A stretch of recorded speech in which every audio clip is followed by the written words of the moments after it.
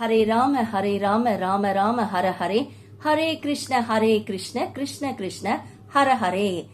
அத்தியாயம் 2 பதம் 29 பகவான் அழகான ஒரு கருத்தை கூறியிருக்கிறார் பாருங்கள். ஆன்மாவை பற்றிய பல்வேறு சிந்தனைகள் நமக்குள் இருந்தாலும் ஆன்மாவை பற்றிய புரிதல் வேண்டும் என்றால் பகவான் கூறுகின்ற காரணம் என்ன தெரியுமா? முதலில் ஒருவருக்கு இரக்க குணம் வேண்டும்.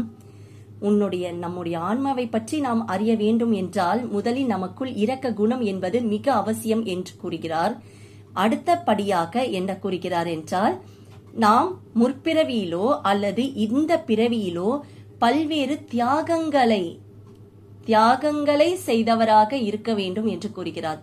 தியாகங்கள் என்று சொல்லும் போது நம்முடைய இன்பங்களை நாம் தியாகம் செய்தவராக இருக்கக்கூடிய சூழ்நிலை ஏதேனும் நம்முடைய வாழ்வில் அமைந்தால், சான்றாக சொல்ல வேண்டும் என்றால், நமக்கு அமைந்திருக்கக்கூடிய வாழ்க்கை துணை சரியில்லை, யாரோ ஒருவர் செய்ய வேண்டிய கடமையை நாமே எடுத்து செய்து கொண்டிருக்கிறோம்.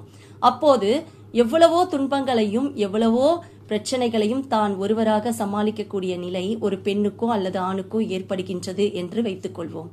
அப்போது அவர் தன்னுடைய இன்பங்களை பற்றி யோசிக்காமல் தன்னுடைய குழந்தைகளுக்காகவும் தன்னுடைய குடும்பத்தினருக்காகவும் தியாகம் செய்கின்ற அந்த நிலை இருக்கின்றதல்லவா? அதே போன்று இது குடும்ப தியாகம்.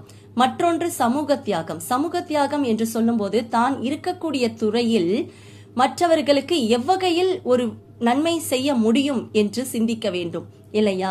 அது எந்த துறையாக இருந்தாலும் சரி, மக்களுக்கு அது நன்மை செய்யக்கூடிய ஒரு துறை.